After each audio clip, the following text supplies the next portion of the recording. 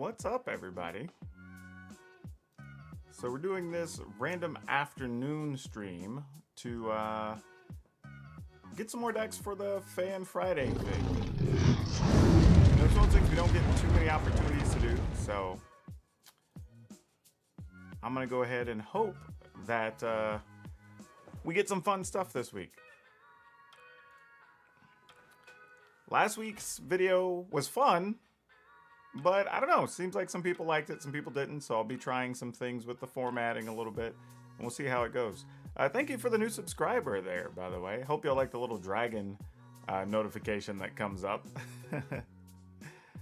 So let me know if this link works here for y'all to put the proper form up so y'all can start filling out. Remember, we're gonna do one per person, so just submit me your best build, your craziest build, whatever it is.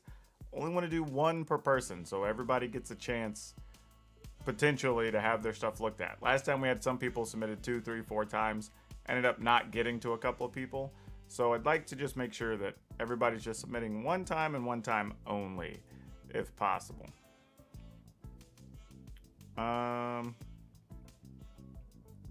Let's see. I don't think that gives me the link I want. Hold on a second. I need to set it up so y'all can fill this out properly. Otherwise, this doesn't do any of us any good.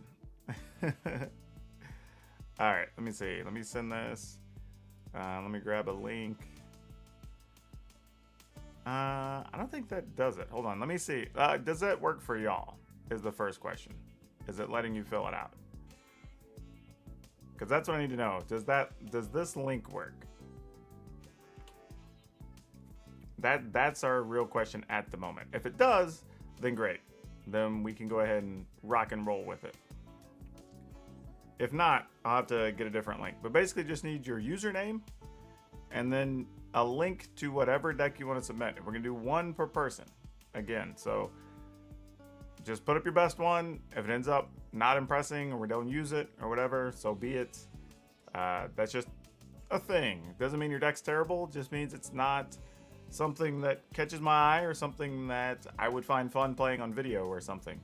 Because part of it is, as much as I like making the content, I have to be able to entertain you guys and gals with it as well.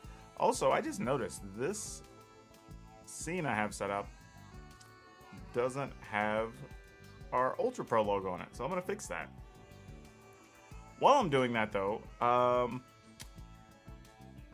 want to say that some people had some, how do I word this? Strong feelings about the shuffler in Arena. It was very interesting. I got some pretty, we'll call them nasty, angry grams even from people who were, I guess, just mad that I wasn't like, how can you say it's not rigged? And I'm like, I literally gave you a whole video saying why it's not rigged. But, you know, and then some things people were trying to say like, well, it does this. I'm like, yes, but we know that. That doesn't mean it's rigged, right? Then there were people who were like, well, Magic does this, this, and this, and these games do this better. And I'm like, no, literally, you can go Google search. They have people, like, and literally all those things I listed and more. When you're talking about, like, Hearthstone,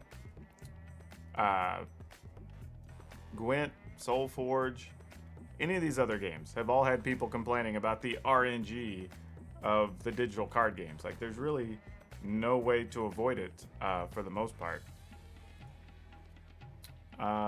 Okay, yeah, so that's the wrong link. You shouldn't have to request access. So let me see if I can find a better one for everybody. Here we go. Let's go with this.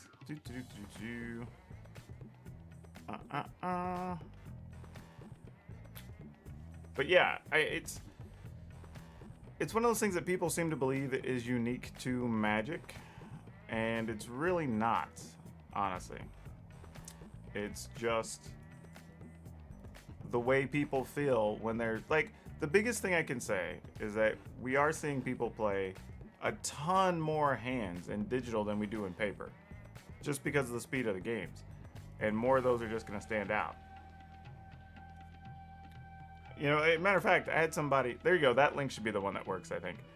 We had somebody actually say, like, well, have you ever played Paper and drawn 12 lands in a row? It's like, yes. Ask anybody who's played Paper Magic a significant amount for more than 5 years, right? They're going to tell you that stuff happens. Hell, ask Commander players how many times they've not seen like 10 cards in their deck over the course of like 5 or 6 games, right? Sometimes you just don't draw them. Like, it's just a thing. There's really, I mean, there's no way around it. It just happens. Like, I mean, is any randomization going to be perfect? No. But then, you know, even people saying like, well, how come I get these openers that have like, I think one guy said he got like 2 Embercleaves or 3 Embercleaves. Like, yes, that happens. But also, how many hands do you draw that don't have 2 Embercleaves? Or how many times do you not draw one at all when you're waiting to get one, right? Like, it goes both ways. That's just part of playing the game. And again, you know, when we're talking about who's it rigged against, right? Who's benefiting from it? If this thing is true, wouldn't the best players and the best minds have already started leaning toward that, right? But we see them still struggling and sometimes missing lands or doing whatever. We've seen it on coverage that I've done with top players and big events, right? It's not just some number of players that aren't spending money getting these draws or not getting the draws, right? It's just not the way it works. And that's why I tell people, like, cool, it's cool to say it's rigged, but who's benefiting from it? Like, definitely not Wizards, if people are just gonna be mad at it, right? Not your top players, because we've watched them get mana screwed. We've watched them draw too many lands or whatever. Like, again, on live coverage, we've watched this. You can go to anybody's stream and, you know, you see good players, bad players have issues all the time. It's like Croaky's will run hot for one day and then it'll go 2-5 the next day or whatever, right? Like, those things happen. So I don't know, it's tough. And every person who says that, they're like, well, this one thing this one person did that used like 20 draws or something. Like, well, yes, that's such a small sample size, like anything can happen. Y'all have watched some of my videos where I've gone 5-0 or 6-0 with a deck. I'm not going to tell you that it's an undefeated 100% winning deck because I know what's going to happen. The next 6 I play, I might just be 3-3, you know? Like, that's just the way it goes. And another thing too is, like, even if I was putting that up as a content creator, if I said like every day this deck is an 80% win, this deck's an 80% win, this deck's like, at some point those decks are going to start battling each other, right? If those decks are that good, everybody's going to start playing them. So then they're not 70 and 80% win percentage decks. They're just not. So that's why I say, even in my videos, a small sample size only means so much. Like, that's why I put out that short the other day that just told people, hey, don't just look at win or losing out of a video, right? Look at what is the interaction of the cards. How do these things interact? How does this deck fare against this particular other deck? Do I think it's fun? Like, you know, that type of stuff. And then decide if you want to go build that deck or not. But just saying like, oh, this person won a bunch of it on this video, cool. There's so many factors as to why that could have happened. They could have got lucky, opponent could have got unlucky. It could have just been a right matchups where they just are dominant. They could have edited the video so you only saw wins. I mean, just a whole laundry list of things, you know? How do you create a link to your deck? Reaper TV, you have to go to some sites. I use AetherHub, but you could use Untapped.gg, you could use MTG Goldfish. There's a ton of them. But you basically go there, post your deck list, and then you take that link and put that link into the document for me. And then I will randomly start picking decks. Remember, you can submit 1 per person. That's all we're allowing today, 1 per person. We'll post the link again for those of you that just got here if you'd like to submit your deck list. You do have to be present and active to participate, so when I pull your deck up, I will call your name, and you have to let me know you're here, otherwise we're going to skip over you. Are these decks only for standard? Because I will look at historic decks, but your odds of getting selected are significantly lower. Like, if it's a super sweet brew, if it's super sweet, I will consider playing historic to play it. But if it's not super sweet, your odds are going to be super low. That's all I'm saying.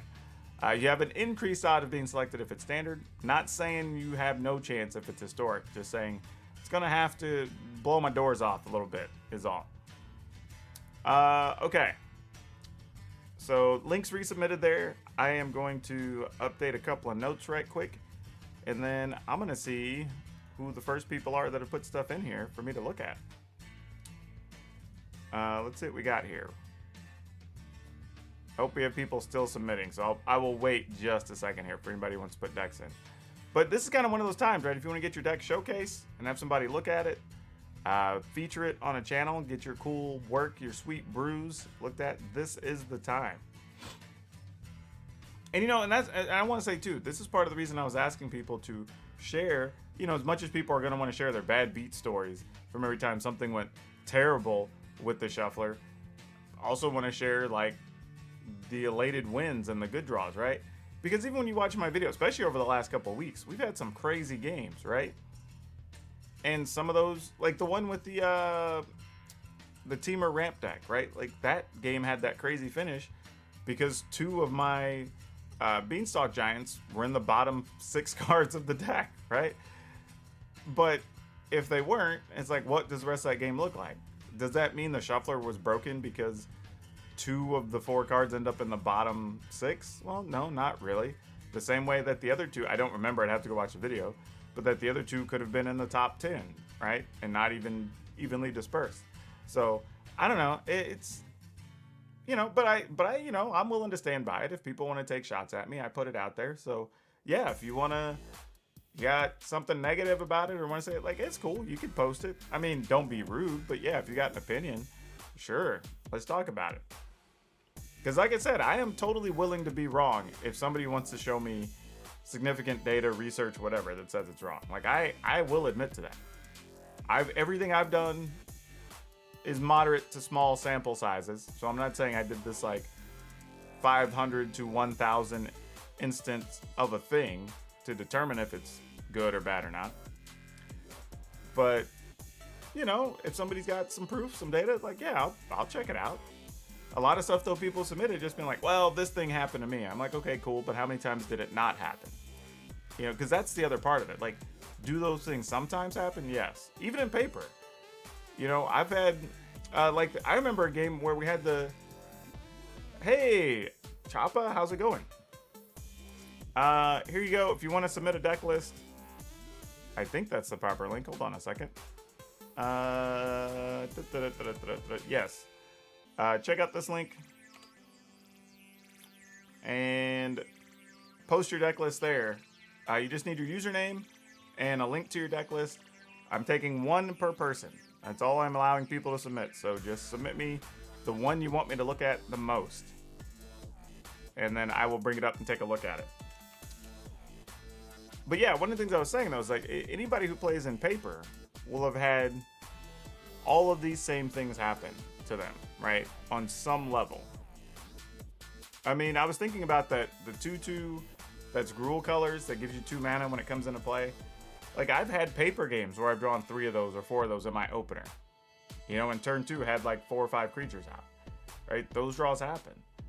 They'll also happen on Arena. Like, does it mean Arena's broken? Like, no. Like, I literally had that same draw happen in paper. I mean, anybody who's played mono red in paper has had those times where you just go like turn 1 thing, turn 2 2 things, turn 3 lightning bolt, shock, whatever in those draws, right? But you've also had, well, I get an opening hand with like 3 land, 4 spells, and then draw 4 more lands over the first 4 turns, right? Like, that happens too. And that's the thing. Like, I don't know. It's kind of what got brought up, which I agree with. And it's the thing I meant to mention on the video, though. But the average person doesn't even understand randomness, right? When you had iTunes with their iPods, they would have the shuffler option. And people complain that it wasn't random enough. When the reality is, because it's random, maybe every 30th or 40th time you would hear a song you had heard in the previous 50 selections or whatever. Because it's just randomly picking. So they actually went back and had to change the algorithm to be less random. So it won't play a thing that's already been played in the last X number of plays or whatever. So it appears to be being more random than it is.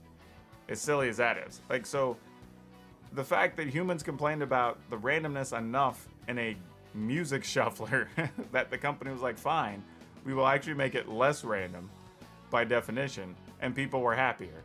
So, it's that type of stuff that's out in the world. That's why I'm totally willing to be wrong, like I said, but I'm always asking people, okay, cool, we're using these anecdotal things to say these 1 or 2 things happen to us sometimes, but what about all the times it didn't happen, right? That's the other side of it. And even when y'all watch my videos, you know, I have those games where like crazy things happen, good and bad, right? Or I think it was a game, a video. There was one, I want to say in the last couple of days I did, where we just made a play and we're like waiting on a card, Okay, if we draw this and this, we can still win. If we draw this and this, we can still win. And then like, it just never happened over like the back 3 turns. And it's like, well, you know, or sometimes y'all watch me on Twitch where I played a game. It's like, man, I've got like 12 outs with maybe like 25 cards left. And 4 turns, you don't draw one, right? It just doesn't sometimes. Let me see. So you're wondering if it worked. I have 3 responses. I've got Trash Panda, Reaper, and Wild Evil Doink. By the way, Wild Evil Doink, are you a wrestling fan? And is that a reference to Doink the Clown? I'm very curious. Because if it is, props to you. One of the funny things I did when I first started doing commentary for Magic is I was slowly kind of working in some wrestling references, and I thought it was kind of cute. And a few people actually really caught them and appreciated it in the chat. So I'm thinking about going back to doing that more often. Because I was doing it thinking it was silly and people are going to think it's dumb. But, you know, it was fun to do for a little bit. But it turns out people really liked it. So I didn't know that at the time. I actually had somebody mention it not long ago. So I may need to come back to that. Oh, too bad. Okay, so let's go take a look at the first deck submitted here. From Le Trash Panda. Dun, dun, dun, dun. We'll go over here, and then I will download this and I will bring it up in Arena, and we'll take a look at it. All right, let me bring up that other scene while I get the deck here, and let's export this. I took a quick glance at it when I started downloading. This looks like something we might already have. But let's see. Maybe I'm wrong. Maybe there's something different about it. Let's import. All right, let's take a look. Also, if you're just coming into the chat and you would like to submit a deck that may be featured next Friday on Fan Fridays, because that's a new segment. Don't know how long we're going to keep doing it. We'll see if people respond to it or not. But here we go. Okay, so we've got Akum Hellhound, Heroic Intervention, Brushfire Elemental. Okay, so this isn't a bad deck. This is just a deck we're kind of doing and have seen. As an example, I'm not playing Hellhounds, but I've got yeah, that's fine. Where is it at here? We just played it the other day. This one. That's a red-green mutate that I actually really like because it plays a little more of these mana creatures to allow you to get to these bigger Scoot Swarms and whatever and be able to mutate a lot easier. So big fan. If you're looking for another option, this is another way you can build it. I believe this was on the YouTube channel like 3 weeks ago. It's just a Gruul mutate, red-green mutate. I can't remember how I labeled it, but yeah. This is the latest version of that, and it's a good deck, you know. I think, and it has a way to come back from behind. We played it on stream this week, I think on Tuesday, and actually had some pretty fun wins with it. When I thought we were going to be behind and lose some of those games. So, yeah. But yeah, this is kind of an example. Like, I don't think the deck's bad. The deck's fine. It probably even does solid for you, truthfully. Not sure how badly Cultivate's needed or not in this type of list, but it's not, you know, it's fine.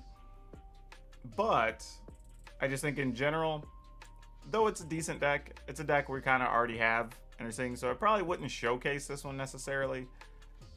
I like the deck. It's cool to see it, honestly, but yeah, not something we would probably feature, unfortunately. So that one, though I like the deck, like I said, and I have a version of it myself, can't be featured on Fan Friday because it's not a fresh, new, different build, which is kind of what I'm trying to use this platform for. All right, so let's go to the next one, which looks like it's from Reaper. So Reaper TV, looks like you are still in the chat, I believe. Let me bring this up. And all right, let's see. We had somebody submit a mono green deck last week as well. Is this? I wonder if this is the same one. I really don't remember who did it. I could be wrong though. Maybe this is a completely different list. All right, let's take a look.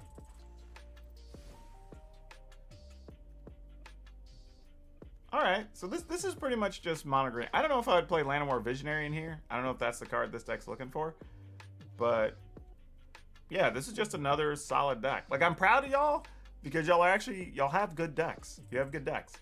But again, this is kind of just like a thing we're already seeing in some variety. You know, maybe the decks do or don't play Uprising. They do or don't play the one Kogla. But generally speaking, this looks like the deck that was submitted last week with the Heroic Interventions and Ranger's Guiles. But basically, it's a mono green deck. You just swapped out a couple of the fight spells for more defensive spells. I think when I had one last week, we called it defensive green because that's basically what it is. Gave it a shot and added one. It's pretty bad though. Yeah, mono green counters deck sounds like it could be interesting. So go ahead and pop that one in. I will allow it. But yeah, if y'all, this is what I'm saying, y'all. If you're sending me a thing that looks like a normal deck that people are already playing, even though they're a good deck, I mean, I'll look at it and tell you it's a good deck if that's what you want. But not gonna do well toward getting you featured on the Fan Fridays. Also, again, for those of you who need the link, who are just popping in here, you want to have a chance to get your deck reviewed and submitted onto Fan Fridays, here is the link. Boom, boom. There you go. All right. Let me go pull up our next contestant on, well, I would say the price is right, but it's really not. Well, I guess the price is right. It is 0. It's just a matter of time. This is for Wolfmane. Let's see what we got here. The two last week, I have to admit, that we settled on were pretty interesting. Let's see. All right, so this is a blue-black deck of some type. Looking at quick glance before I bring this up over here. Let's take a look. Oh, this came up at the bottom, so I must have some cards I need to put into this list.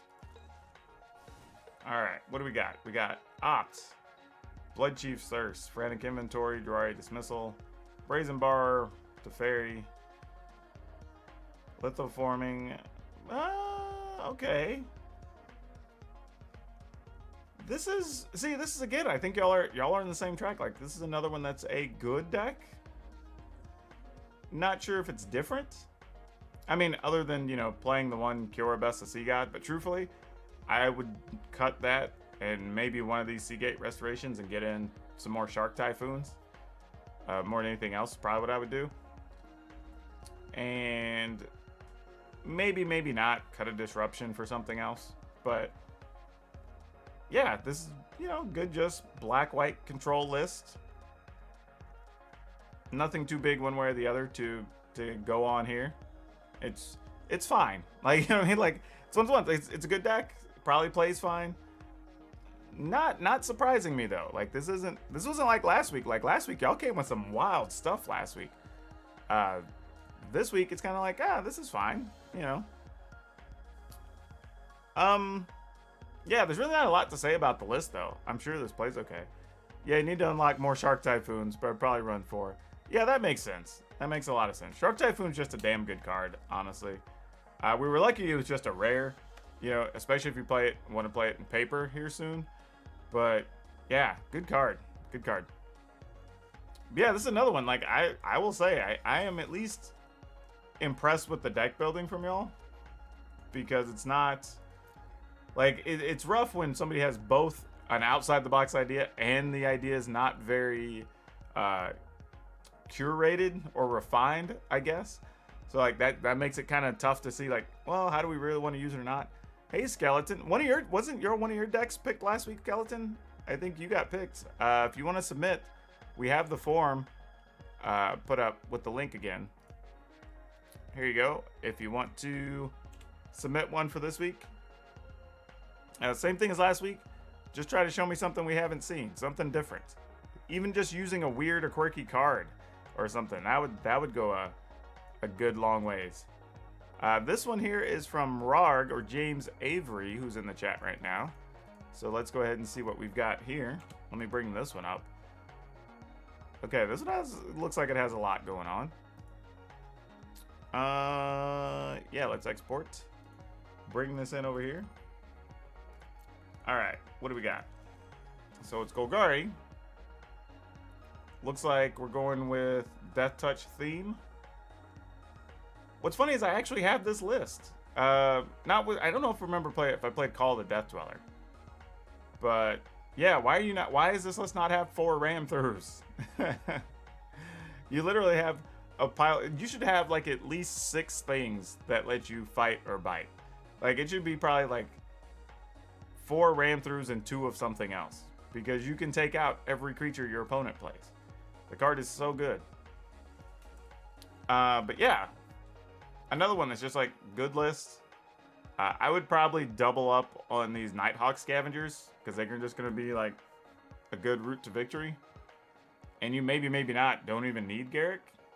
There's a lot of games where Garrick's not going to do that much for you in this list because it's going to be slower. You don't have all that many flyers, really, except for Nighthawks, especially in the current list because you only have 2. Boot Nipper, I would just kick to the curb. It just doesn't do enough, honestly. And if you're looking for more Death Touchers in that spot, I would just as soon go with the Mire Triton, honestly. It's Death Touch, it gains you life. Like, yeah, it puts a couple things in a graveyard, but that's usually not a huge issue one way or the other. But that's my feedback there. That's what I would do for this list. Yeah, so this one I won't feature necessarily unless I just do it as a separate video, because I already have a version of it. I would just update it and play that.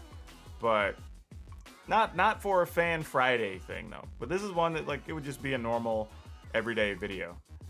By the way, while I'm thinking about this, how many of y'all enjoyed the Fan Friday segment? And do you want me to continue with that and or continue with tomorrow's video, the Champ or Chump series that we're doing? Man, I feel like I'm out of focus a little bit here. That's weird. No, it looks fine here. Maybe it's just the feed to YouTube. I don't know. All right, so again, but the deck, again, I don't think it's bad. I don't think I've seen anybody submit one that I'm like, oh, this deck needs so much work. Like, the decks overall so far have been solid. No complaints there. All right, so we're going to move into, oh, we got some more people who submitted some deck lists. All right, the list is filling back up. All right, I still have hope for y'all. All right, so Nathan Friedman, are you still in the chat? This one's over at MTG Goldfish. We will check this one out. Boom, ba-doom. Let's see what we got here. Let's export this to the arena. All right, I need to copy that. Keep forgetting they don't have one touch on there, so you have to do a couple of steps to get the deck list. Fine though, it's not too bad. If you've used that site, keep using it. It's totally fine. However, this says error importing deck list. Shatter Skull does not register for this list. Why is that? Shatter Skull, the Hammer Pass? Is that not the name of the card or something? Let me check one of the other decks I would have Shatter Skull in. Did I have them in this list? Shatter Skull, comma, the Hammer Pass. That is how it reads. I'm not sure why this is an issue. Let me try again. Maybe I did something. Could have been user error. Nope. The input string contains an unfound non-premium card. Yeah, I don't know what's going on there. If you can get it to another site, I will look at it again. For whatever reason, it doesn't seem to want to take it. I think it wants the spell side. Is that the issue? Oh, maybe.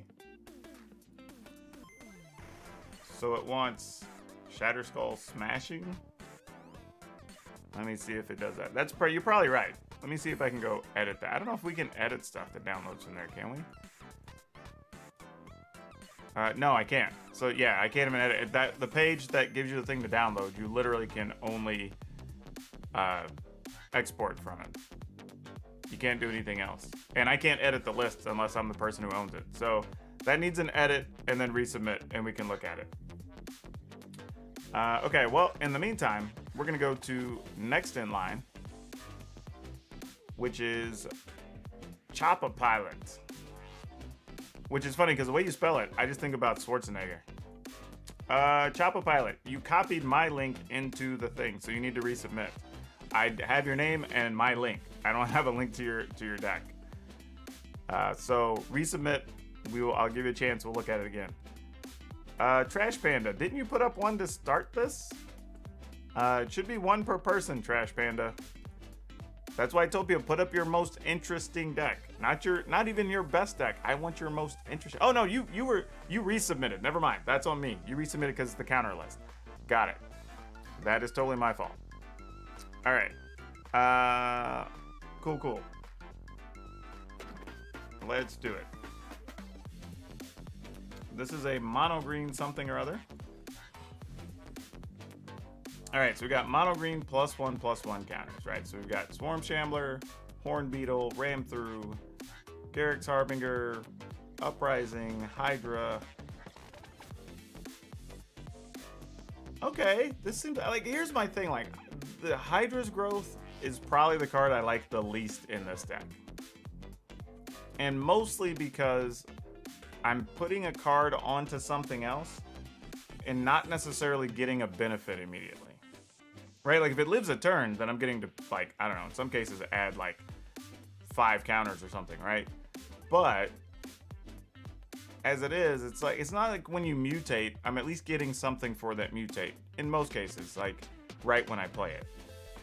But with the Hydra's Growth, you're putting a thing on and you're kind of like a sitting duck, especially with all this removal in the format right now. We're talking about like Apparitions, Blood Chief's Thirst, you know, just the list goes on. Like, that worries me a little bit. I would rather those for this type of list probably just be Stonecoil Serpents, maybe. You know, other than Hydra's Growth, just so you have another card that maybe you can use it to attack with Lovestruck Beast. Oh, wait. You also don't have the Ooze in here. That when you attack, you can put a counter on everything that has a +1/+1 counter or whatever. I would rather have that than the Hydra. Because then you're also making things bigger and attacking it more. So I'd rather have that. But the concept, though, is sound, I would say. Yeah, I don't have too many issues with this overall. I would clean it up. There's some cards I wouldn't necessarily play, and I'd probably make it a little cleaner. But yeah, I don't have a problem with it. And honestly, like Scourge, I don't even think I played that in my most recent counters list that I built. I was just like, the problem is you end up spending too much time investing mana in it before it does anything significant, so I just quit playing it. Like, just things that already come in with counters or are doing things, sometimes are just better. Though, that might be the correct card for this particular list. I'd have to mess around with it. But this is at least more interesting than just regular mono green. But yeah, I'll at least let this one hang out. This will be the first one today that at least gets to hang out and gets consideration. For sure. Let's see. Definitely creative and not curated one. That's fine. I'm okay if they're not completely curated.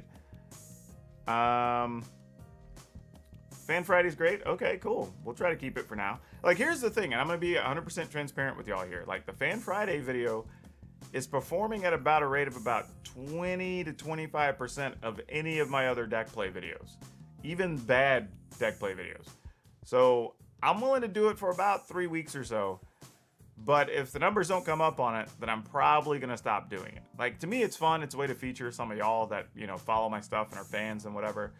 But they do take longer to do because I'm spending more time trying to work on the deck. And it's like, if I'm just building a deck, I can do whatever I want with it. But like, I also want to keep the deck close to the concept that the initial creator had. So that creates some things that slow it down. And then I have to figure out what games to showcase. So the editing takes longer and it's getting less views, right? So it's at least two, if not 3 times as much work to get 25% as many views. So I'm going to monitor the numbers on it over the next 3 weeks and see what happens. Saw my win with the Brash Taunter today, a little behind on videos. Yeah, that was really good. We didn't even make MTG top 5 for that, believe it or not. It's powerful if Wildwood is already there, but yeah, that's exactly, I agree on that. Most creatures have trample though, right? Does that synergize? It can, but if all your creatures already have trample and they're already big, making something bigger only really matters if you can't punch through for some reason, but you should be able to get it done, I would think. And again, it's not even about what it can potentially do. It's like it doesn't do anything immediately. And that's the bigger concern I have about the card.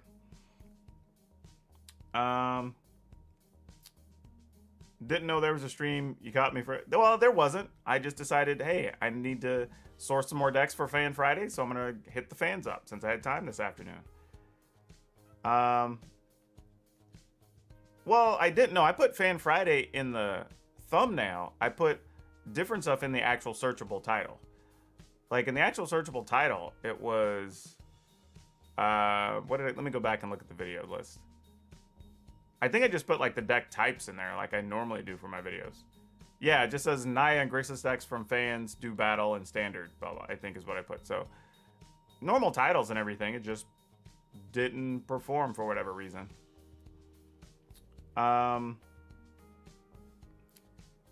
Maybe like this, I don't know.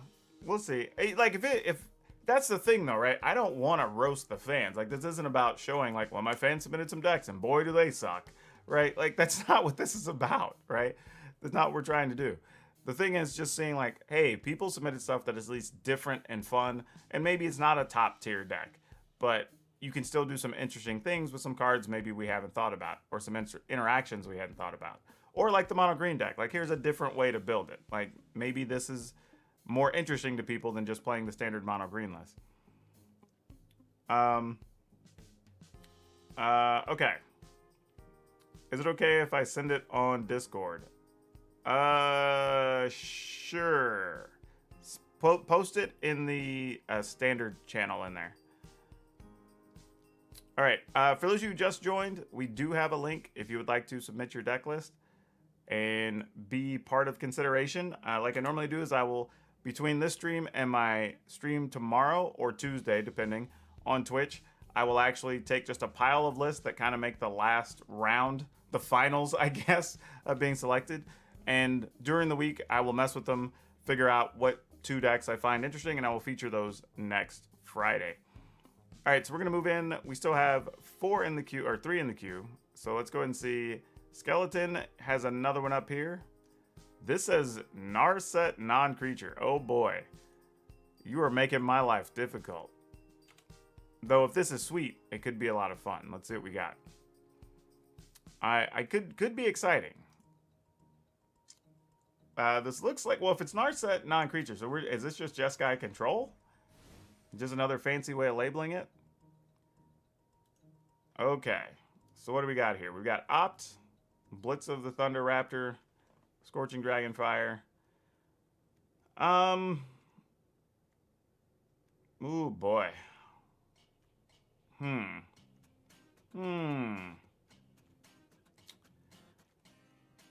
Okay, now see, this is where I come into a problem with the Fan Friday idea. Because this type of deck is possible. Might even be playable or even good, dare I say it. I don't know yet. But there are just a lot of cards I wouldn't play here. Like Blitz of the Thunder Raptor, I would get rid of. Midnight Clock, I might cut down to 2. Experimental Overload, I wouldn't play. Whirlwind of Thought is okay.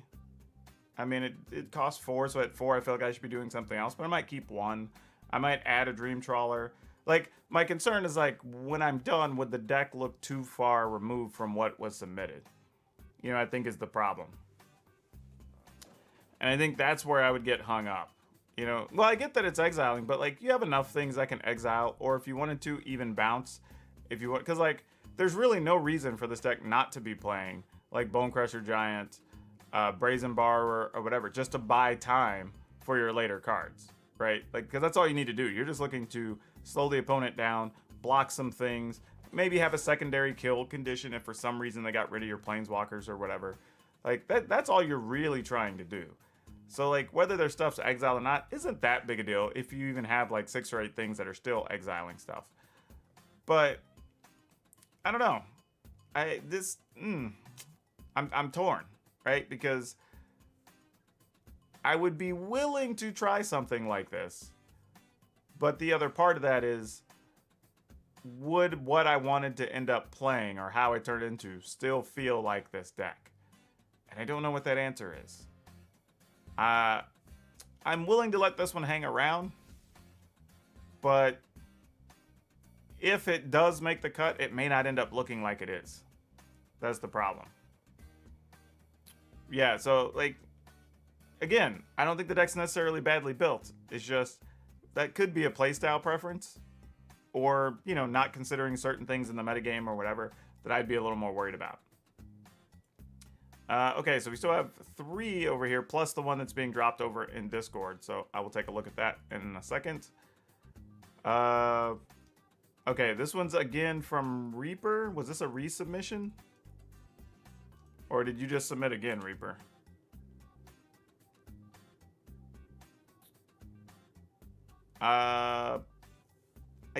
Y'all, I'm just...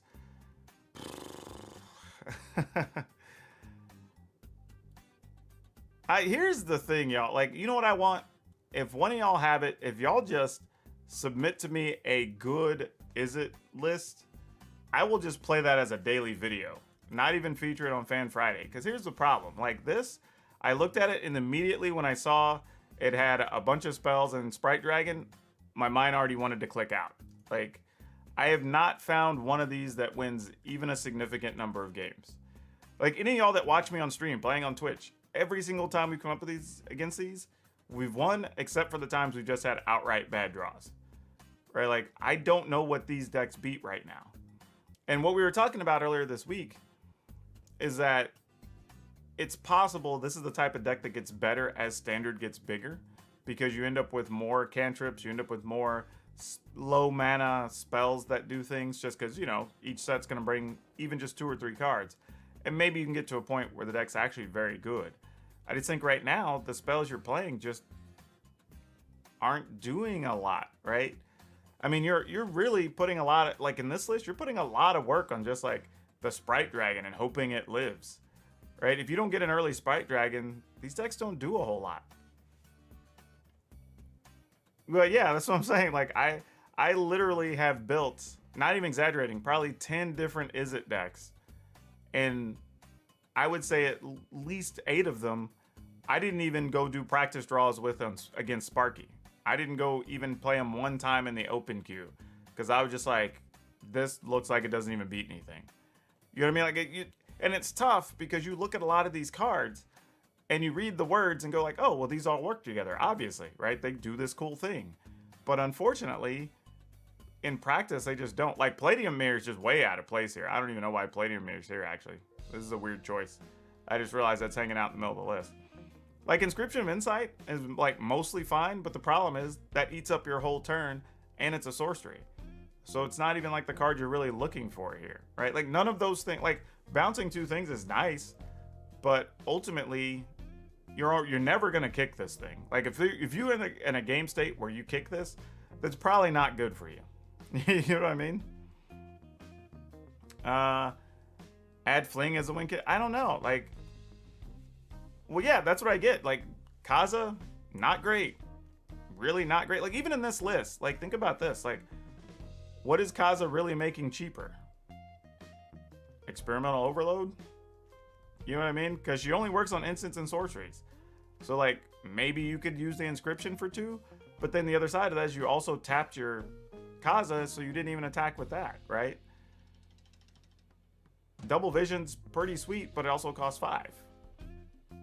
And again, if you're in that situation where Double Vision is what you need to win, it's probably not great. And really, what are you even casting that's dealing damage from Double Vision? Like, you're just hoping to draw multiple cards or something in most of these cases, right? Because Lofty Denial, you're only saving for your turn. Shock, but you only have 3 even of that. Wizardry can make you a couple of tokens. You know what I mean? So, like, you have Double Vision and it's not even doing it. Like, I think Double Vision might do something sweet, but it's not really doing much here.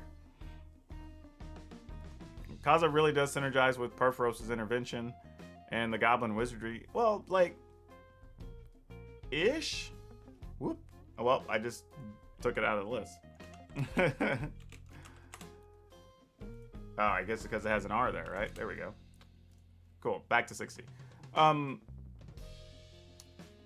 Yeah, I just don't know. Like, I'm with y'all. Like, I'm not even a big fan of blue necessarily, but like the idea of Izzet decks being good is fun. Like, I'd be totally okay if there was a viable Izzet deck in the format. But, and again, looking at this list, it's like, why are we goofing around with Fae of Wishes when we should just be playing again?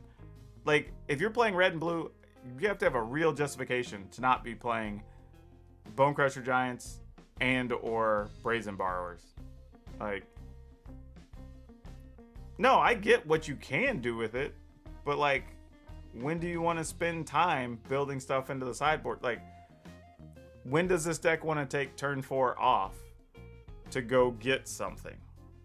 Almost never, right? That's the problem with the Izzet decks, right? If they miss a beat at all, they automatically start struggling. Like, that's the thing we've constantly seen, is the minute they skip a beat or they miss a land or they don't play a spell on a turn, or they get the hand where they've got all their stuff, their couple of creatures get killed, and then they're stuck with 2 spell counters, and their opponent's just like, okay, well, I'm attacking with these 2 like 3/3s, and there's nothing you can do about it, right? Like, there's so many weird instances where these Izzet decks lose because of the card choices they kind of get stuck playing. So yeah, I don't know. I'm with y'all. Like, it seems like every single week, and I'm not even exaggerating, you know, whether it's somebody submitting for a deck doctor on Twitch, or the last couple weeks when we put up stuff for the Fan Fridays or whatever, people are submitting Izzet lists, but like, we just can't get one that's like doing what it needs to do. And for the record, not a fan of experimental overload. I mean, I get, in theory, you can make this like 8/8 or 10/10 or whatever, but it almost never works, especially in the current environment. Excuse me, because you have to, like, one, there's already a bunch of cards removing stuff from sideboards or from graveyards, right? You're seeing that with the Cling to Dust, the Scavenging Ooze. Like, there's just a whole list of stuff people are playing, right? They're playing the Lantern. They're playing. I've seen some people even playing just Tormod's Crit straight up, remove the whole graveyard. So like, that's already a thing you're working past. Plus, you have to have enough spells there, so you're not just making like a 3/3 or something, which sucks. And then, even if you do get it, it's still susceptible to literally every removal card in the format, unless it's like a 5/5 plus or whatever. You know what I mean? So like, and even then, you're just not susceptible to damage removal. You're still susceptible to everything else. So the fact that you have like, you know, Glass Caskets, the Apparitions, you know, whatever, like, all those things make this card just not good.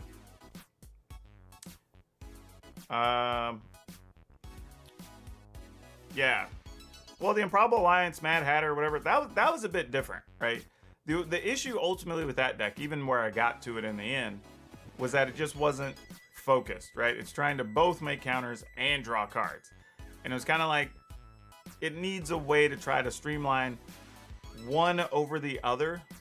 So like, if it's, all right, the goal is going to be to make a bunch of counters. Okay, it should be make counters as plan 1A, and then maybe you have a lowercase 1B but we're going to draw some cards every turn to enable the Improbable Alliance situation, right? Or maybe make extra mana so we can just trigger the Probable Alliance easier on its own and not have to play the other stuff to try, or whatever, right? There's ways it could probably be done. But I think the concept was at least fun and interesting and different. Yeah, but here, like I said, if you can get it to work, absolutely let me know over on the Discord or whatever, and I'll consider it featuring it just for a regular daily video. But yeah, this feels like I would take it from you and then I would just blow it up trying to make it work, and then the end result would probably be something you would not like because I changed it too much, and I would not like because it just wouldn't do what I want it to do.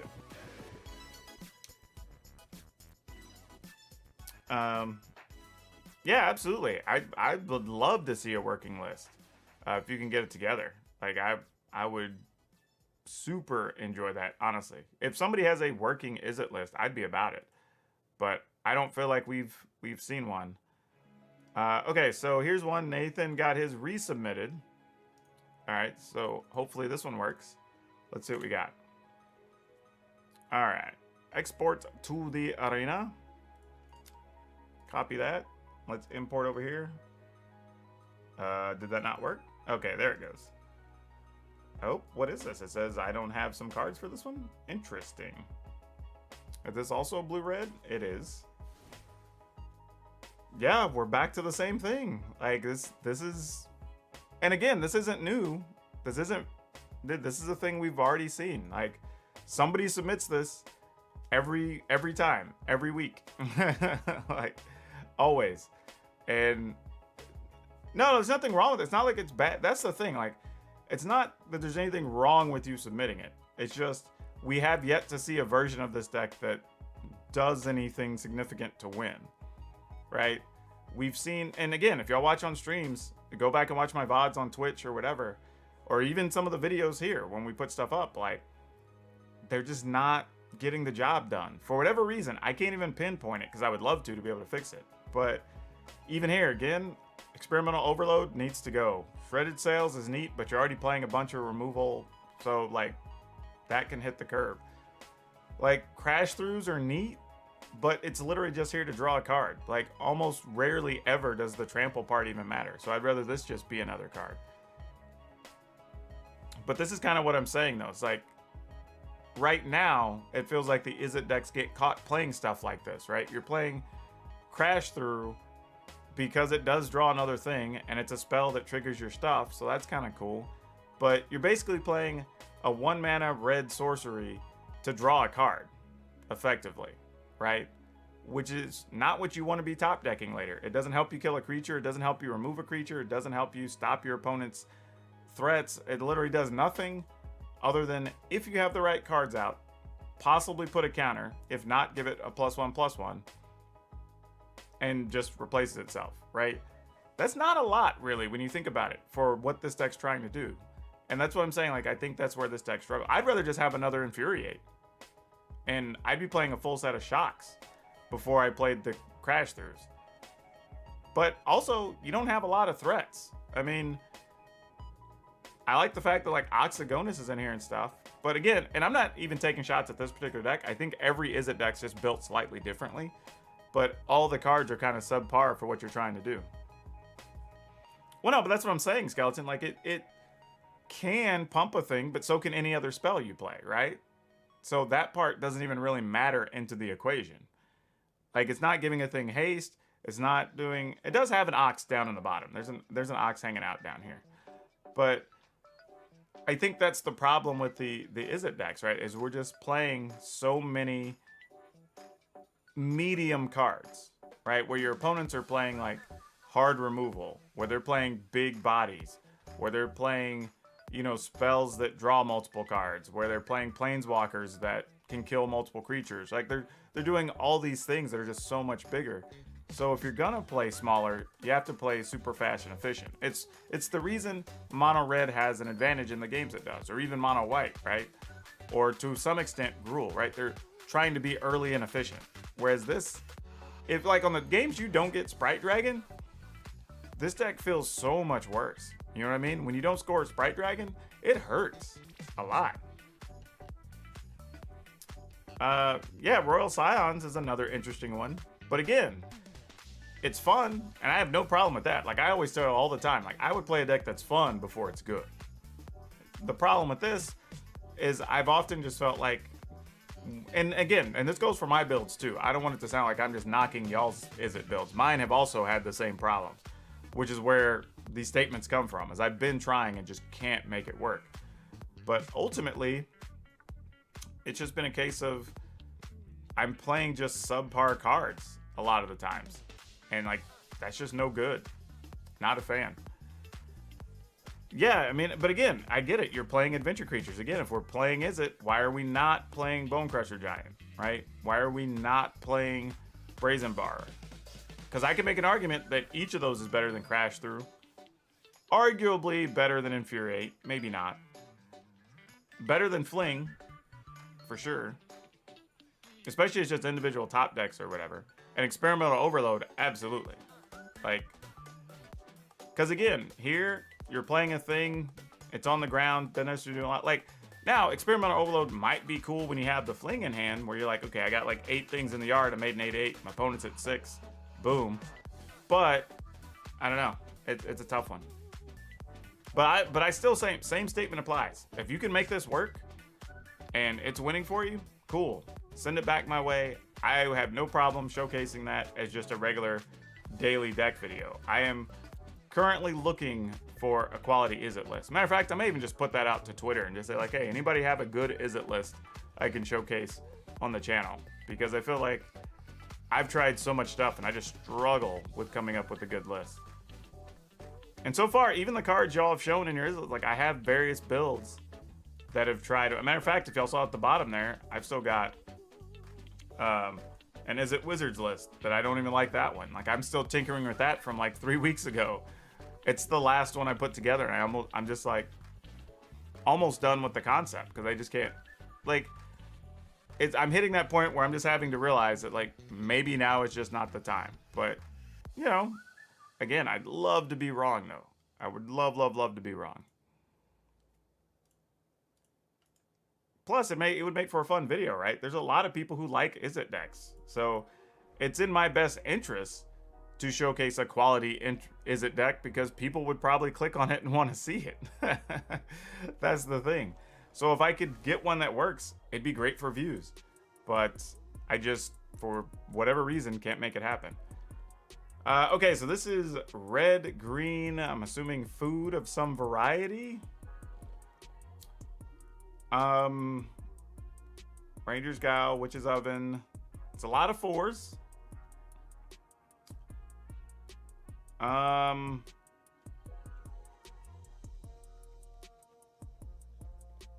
Oh boy. I have so many questions. There's just better cards for food that are just being ignored, it feels like.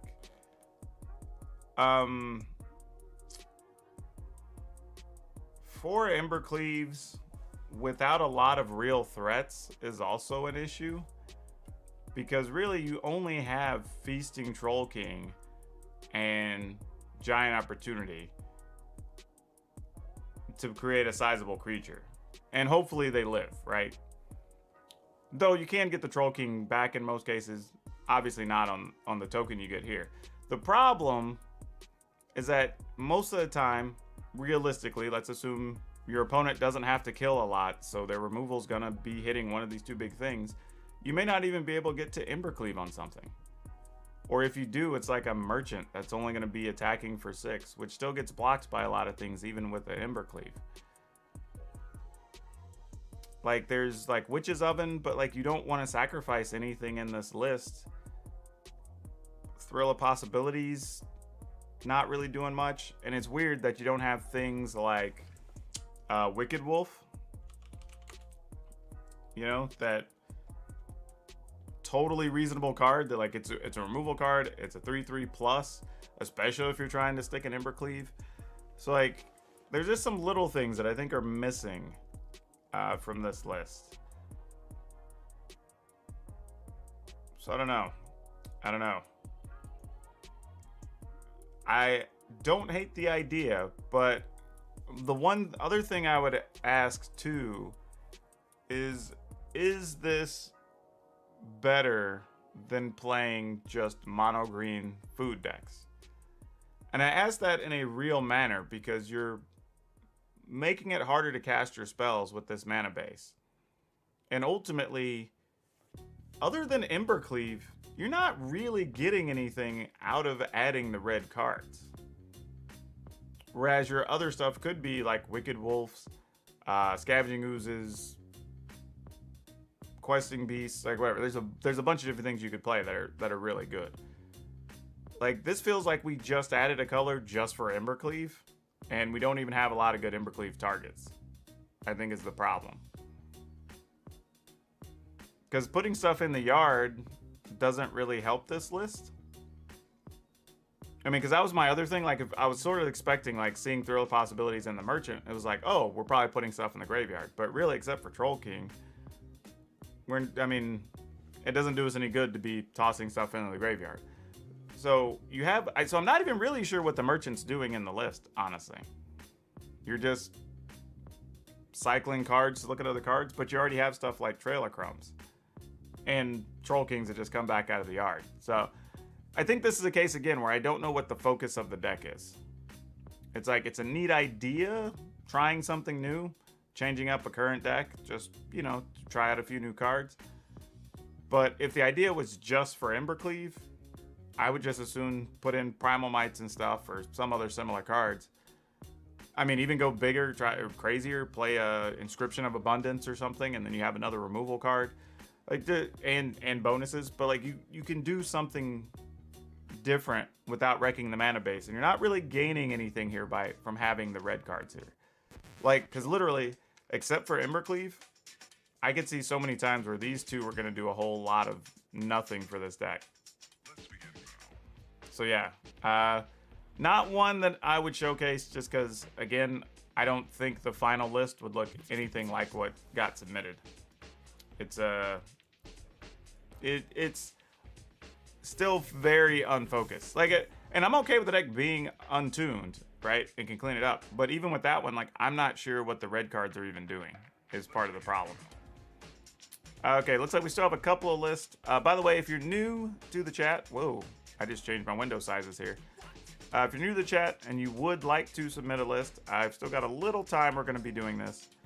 So you can definitely hit up this link and submit your deck link there. You do have to be active in the chat, but yeah, if you want to get it looked at, maybe it gets showcased this Friday on Fan Friday. But let's see what we got left. Hey now, Skeleton, didn't you already submit something today? Like, didn't that happen?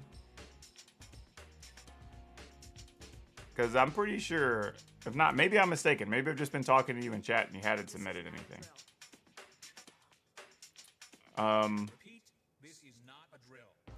But I will take a look at it anyway, and then I'll grab that deck list from the Discord here in just a second. So we got a teamer thing. Yeah, we're doing one per person, y'all. I'm okay because the queue was empty, but generally one per person. Again, every week I want you to send me your best brew. Whatever the weirdest, wildest, coolest, whatever you define that for you, that's what I want to see.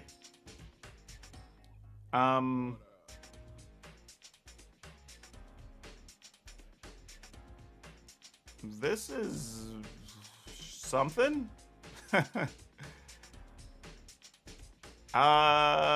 Yeah, so we're just bouncing things.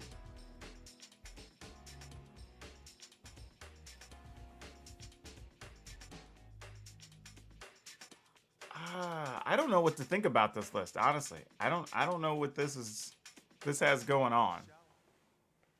Because again, I feel like this is another the same problem, right? When you don't get Sprite Dragon, how good is the rest of this list? Like, if your opening hand was, say, just guessing, or Lofty Denial, Inscription, maybe like 2 Cloudkin Seers, Primal Might land, or something, right? Like, does that hand even really do anything? You know what I mean? Like, that's kind of my concern. Like, when you don't have Sprite Dragon, these type of deck lists look very pedestrian. Like, there's a good chance you could have hands where you don't even have an actual aggressive card doing anything. Or maybe a card that doesn't do anything at all until turn 3 or 4. You know?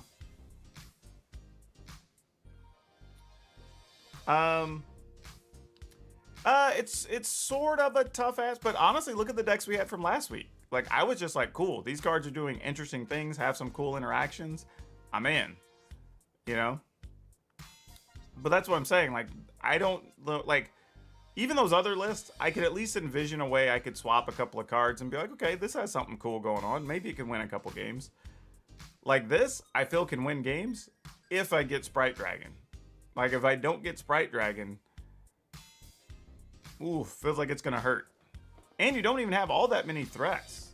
You know, that's the other thing too. What does it have? Let's see, 6, 10. It does have 16. So that's for, well, Brazen Bars kind of, sort of, depending on how you view it. The other problem is too, except for Stormwing Entity, there's a good chance these are all pretty small creatures too. Yeah, this is a tough one. The mana is probably okay, I'd imagine, since you have the pathways and stuff. And this is the other problem with these type of decks too, is I end up always having to decide like how many Triomes or Fable Passages is it worth it to play when your plan is based around trying to play spells every single turn. You know, like that's pretty difficult too. And I'm still not sure what the answer is. I've tried different things and some work, some don't. But yeah, I have this in a list right now and it's not been good for me. Not saying it won't be good for you, but it hasn't been good for me. Man, I don't hate this one. Like, here's what's funny about this while I'm thinking about it is, I kind of like what it's trying to do. My concern is, I just picture myself being miserable in the games I don't get Sprite Dragon. Because I don't feel like I have something fun or interesting to do the rest of the time. If that makes sense. Like, and I don't know why that is. Like, and I don't know, maybe like Cloudkin Seer needs to be reduced and play an extra like Brazen Bar and Into the Royal to just buy enough time for the other cards to be able to do stuff. I might cut a Primal Might. But the problem is, it doesn't have a ton of removal. So, like, you almost have to... Well, I mean, you have Inscription, I suppose. See, that's the problem, too. Like, Inscription's okay if you have an actual sizable thing to fight with. Otherwise, a lot of the times, you're just kind of like... You have to get to 5 mana so you can put the counters and have a thing be big enough and still fight something. Ugh. I don't know. How have you been doing with this list? I'm very curious. How has this played for you? Yeah, see, I wouldn't even unsummon because I want a card that has potential to do more. Like, unsummon just isn't enough for me. Or whatever the equivalent is, Stern Dismissal or whatever. Like, at least this, if later I can draw a card, you know, other than just bounce a thing. And I can bounce a non-land permanent. It doesn't have to be a creature even. So that's worth it for the extra mana. Like, that I totally understand. Stick with blue-red. Well, yeah, and that's what we've been talking about so far, Lawrence. So many people have submitted Izzet decks, and like all of them kind of look the same and have the same problems. You know, and that's kind of our issue, our holdup.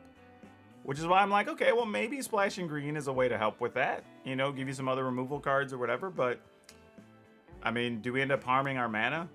I mean, because if you think about it, this is really just a green-blue list, but we're splashing for 7 red cards.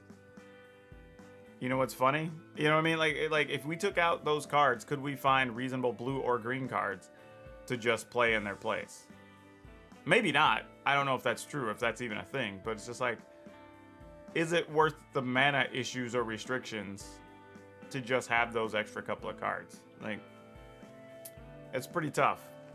Well, yeah, Chapo, that's what I'm saying. Like, and that's what I'm saying. I don't want to come off like I'm just knocking Izzet decks, because the truth is, if we had a good Izzet deck or somebody had a good one, I would love to put it on the channel, because I have no doubt it would get views, because there's a lot of people who like Izzet decks and want a good playable Izzet deck.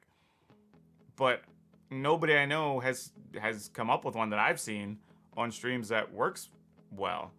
I mean, and like I've told you, I've made 9 or 10 attempts at it, and I haven't liked any of my own list even.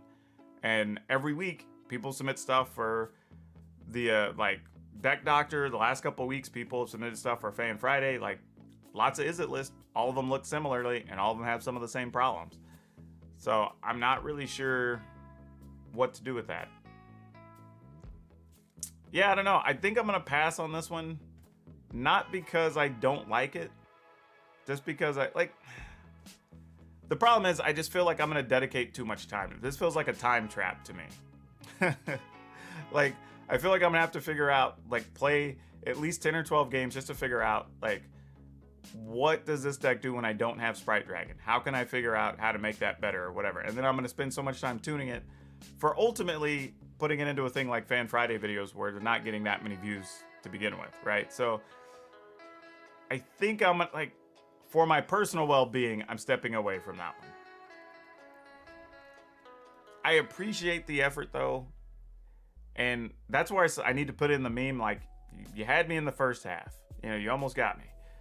But I just, like I said, I feel like I know myself too well. And that's just a time trap that I'm not going to be able to get out of on that one. All right, so Wizard85 submitted something here. Actually, let me go back to, real quick. Let me go hit up the Discord. This is the list that just got submitted. Oh, wait. Whoa. Oh, okay. So this must have been from Common Timmy, right? Is this the experimental? Does this have the Shatter Skull smashing in this one? Okay, who was it? Which username? Because these aren't the same. You're not using the same names on YouTube as you're using in the Discord. So who? I don't know. Whoever submitted. Okay, just let me know who you are on Discord if you just submitted the list. That's what's important here. I will come back to that because there's multiple things over there and I don't know what belongs to who. Kind of the problem, people don't have consistent naming. It's just fine though, because on YouTube you're generally using different names. But in the meantime, I'm gonna bring up this other list. I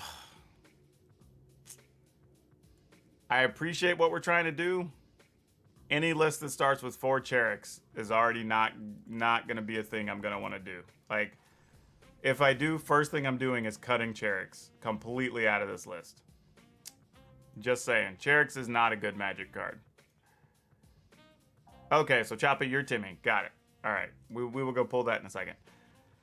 So, yeah. Karametra's Blessing. Sentinel Eyes. Solid Footing.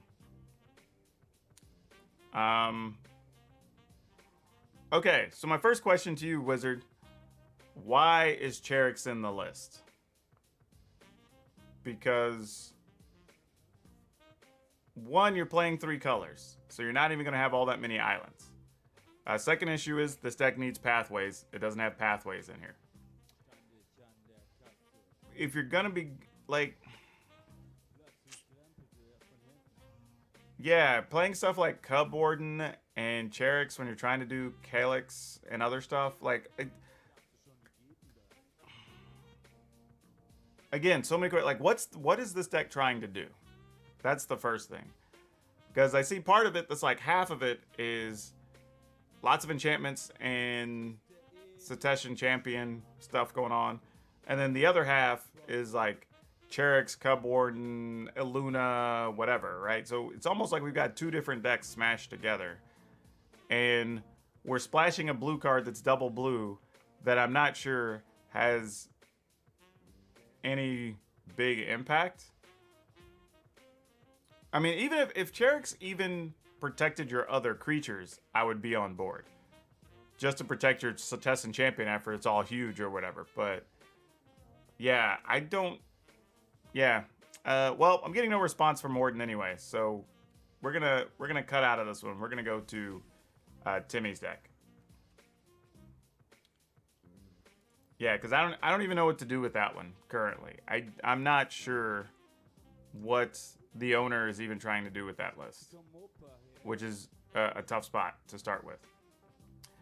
However, though, if you are new to the chat and you would like to get your deck looked at, submitted, and possibly considered for Fan Friday next week, there is the link. If you want to hit that up one time, submit your deck list. We're going to be doing this for a few more minutes. Let me hop back over to the Discord. I will grab that list from Common Timmy here. This is another double vision list. However, 4 double visions, I have a feeling, is not the correct number for a thing that costs 5 and does nothing by itself. But let's see. From that artwork, that means it has experimental overload. I'm also not excited about that. You're killing me here. Empty on Discord. Don't need to review it. Just my update on the list I stole from Go Fish. Oh, okay, that's cool.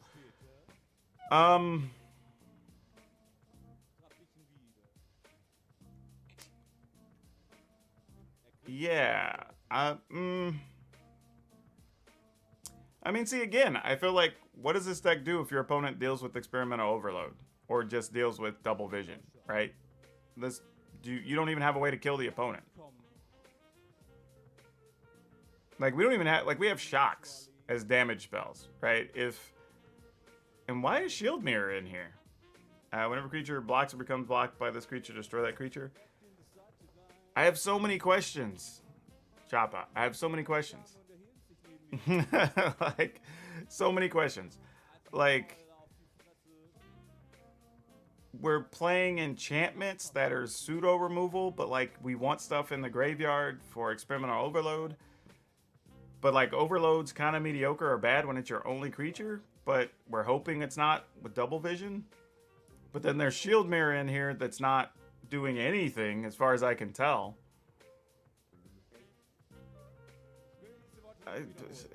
Sure, but you don't have anything to put it on until you maybe get an Experimental Overload creature that lives, right? So it's an irrelevant card. You're playing 2 copies of something to protect 4 copies of another thing, and there's still a chance that if you play an Experimental Overload, your opponent's just gonna like instant speed remove it.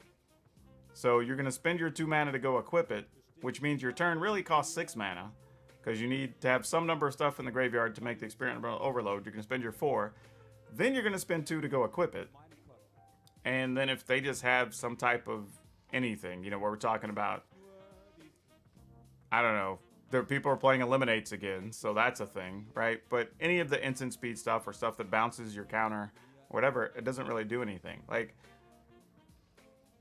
this deck, sadly, is just spending a bunch of stuff to hope to hit Double Vision and Experimental Overload. And Double Vision doesn't even function as a kill card here because, again, you don't have enough spells. Well, yeah, in theory, if the game goes correctly, where you hit all your mana, you've dealt with your opponent's stuff so you've not died along the way, and you get Double Vision on turn 5, and you're able to stick the Experimental Overload on turn 6, it's possible you make like 3, let's say 5/5s or whatever, right? Or actually, it doesn't even make, just doubles it, right? So it's not even 2 or 3, it's just 2. All right, so you just make 2 5/5s.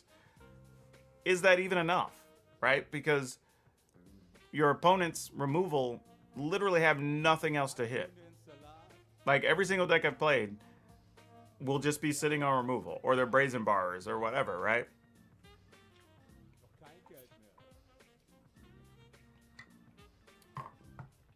And that's kind of my concern, right? And if I'm going to play Double Vision, and I've noticed that somebody else submitted a Double Vision list, why are you reluctant to play actual damage cards? Because that can be one of your routes to victory at some point, right? And I think the other problem, now that I'm thinking about it, is Double Vision significantly better than, as insane as this is to say, Fiery Manipulation? Right? Like, if you were to Experimental Overload on 5 and then Fiery Manipulation on 6, at least whatever you're attacking with is going to be doing like 15 damage or something. I mean, I'm not saying Fiery, or is it Fiery Emancipation? I think it's a card. Never mind, sorry. But Fiery Emancipation isn't a great Magic card, but it feels like it does more than Double Vision if you build your deck around it. Teferi doing the looting instead of Scions for Izzet. And also has Brazen Bar, Utility, Gadwick, Control. Yeah, I was looking at that, possibly showcasing that on Champ or Chump. It's in my final 3 for tomorrow. But yeah, I'm not. Yeah, I again, this is another one where I kind of get what the list is trying to do. Not sure on Secret Keeper because it just mills your opponent, and I mean it's a blocker, I guess, as an 0/4. But even then, like, could we just be doing something better? Could we be playing the Ironcrag Wizard that when I draw a second card, I deal 3 damage or anything? You know what I mean? Like, I just feel like you have a lot of cards that, like, you're doing a lot of work to hope that your 2-card combo sticks. And it's not I can't even call it a 2-card combo. It's just 2 cards that work together. Because even if your deck does exactly what you want it to do, and you put in all the work, those cards still don't necessarily win the game for you. You know, that's why, like, and then you're adding in Mirror Shield, which there's going to be a lot of games where you get Mirror Shield and it's going to do nothing. Like, you're literally going to draw it and it's going to sit there until you get an Experimental Overload and then hope the Overload lives, or the Overload token lives, right? But it doesn't work well with Double Vision. It does nothing for your other spells. It's just an average to mediocre artifact. So yeah, no matter what you do, I would just cut Mirror Shield at some point. And then just try to find, if nothing else, maybe play, what's this thing? Mystic Sanctuary, right? Maybe you could get back the Overload and cast it again, or whatever. Like, Choppa Pilot, the decoy thing doesn't work. Doesn't do anything, right? Because I don't care that you have Mirror Shield if you've not shown me a creature. So nobody's going to counter it. They're just going to say, cool. You've gone 4 turns and not even played a threat. You can have a Mirror Shield. You're just spending mana on your turn for nothing. And if they have anything else, say Gem Razor, whatever, they're just going to wait till they see something threatening. Whether that's you make a creature and put it on the creature, then they'll just get rid of the Mirror Shield.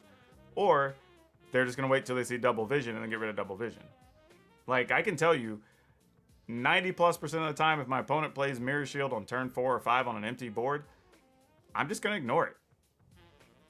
If I have a way to destroy it, I'm in no hurry. I'm just going to keep making my creatures and doing my thing. Nobody's going to worry about the Mirror Shield.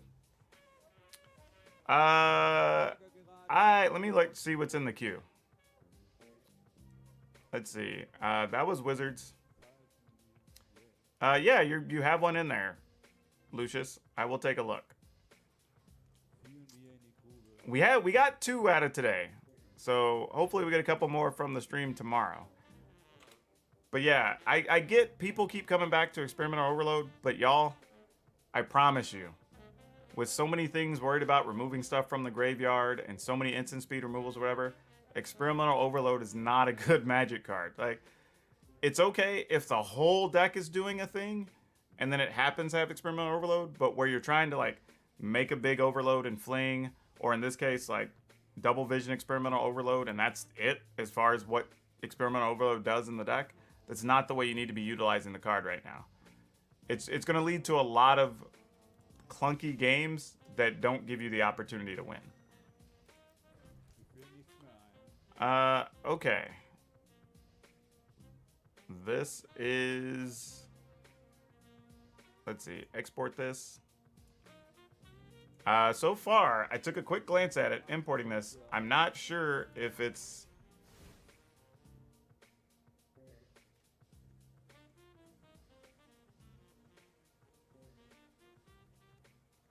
Well, one, this is 80 cards, so this already makes for bad content. So unless you're doing something new and original with Yorion, you're probably automatically out.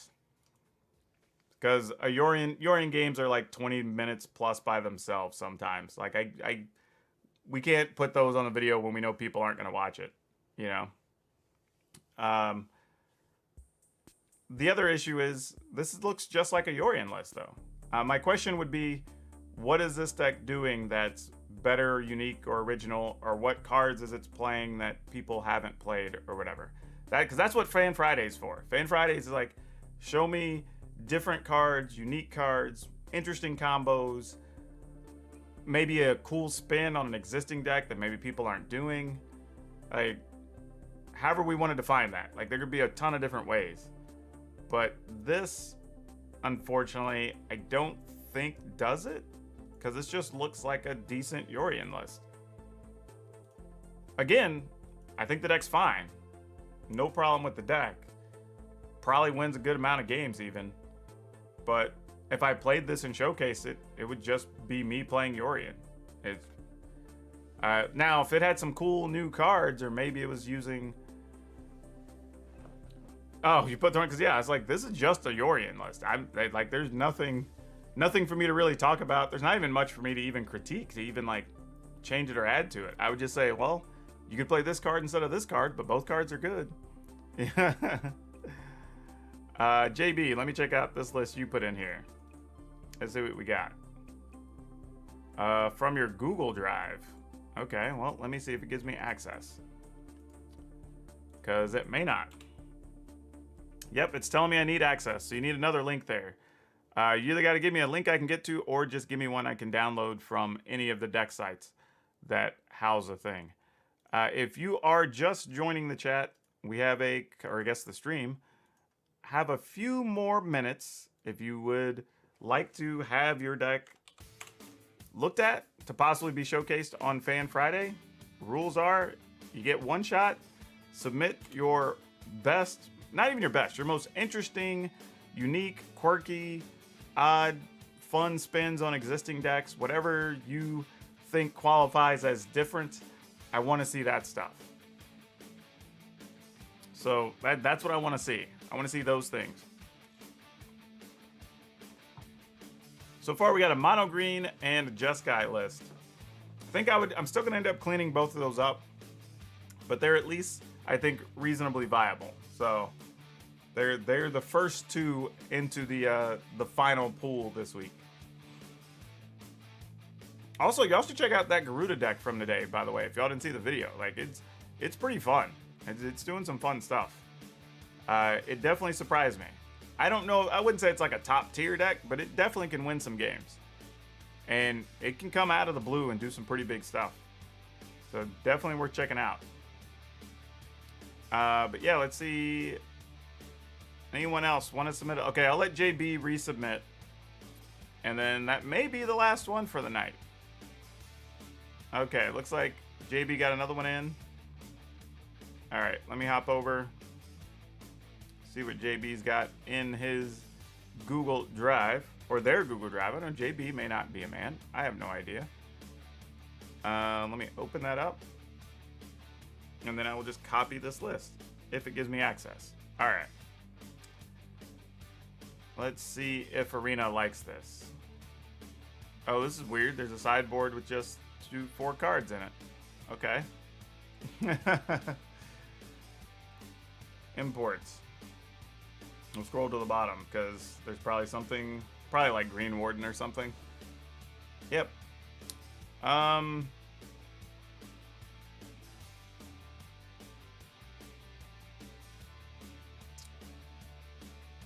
What is this list trying to do? Because this feels a bit unfocused. What are we aiming for here? Because I'm curious.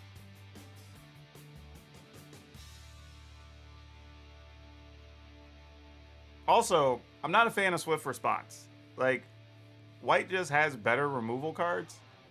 You don't need to waste time on swift response. Like you can just play Banishing Lights. You know, you can play extra of those. You have some here. But I mean, like, there's Glass Caskets. There's Elspeth Conquers Death. There's like so many other things you can play that are just better and more versatile, remove more things. You also there's random situations where you're not going to be able to kill like Questing Beasts and things like that. I don't think it's a bad card, but like, you know, same thing here. If we're playing Cobras, is there a reason we're not playing like 4? Same thing on Birth of Miletus. I don't even know if I'd want Birth of Miletus, honestly. Like, I'd rather just have more like Cultivates or something. Or the Florahedrons, you know, would be good. Can't find that currently. It's just Guy Walkers with the Yorian Companion.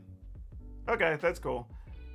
Am I taking Brawl deck list? Not currently, not for this. I'm doing 60 cards. Not to say in the future I won't, because I'm considering doing some Brawl or Commander stuff, but not for this particular effort.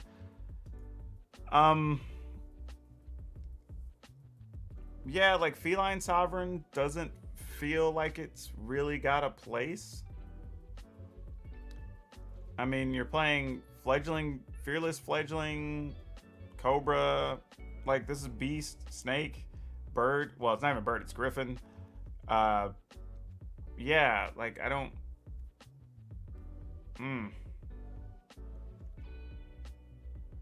And then it feels like we kind of are going for a landfall thing because there's Fledgling. There's Root Grazer, but we're playing 3 instead of 4.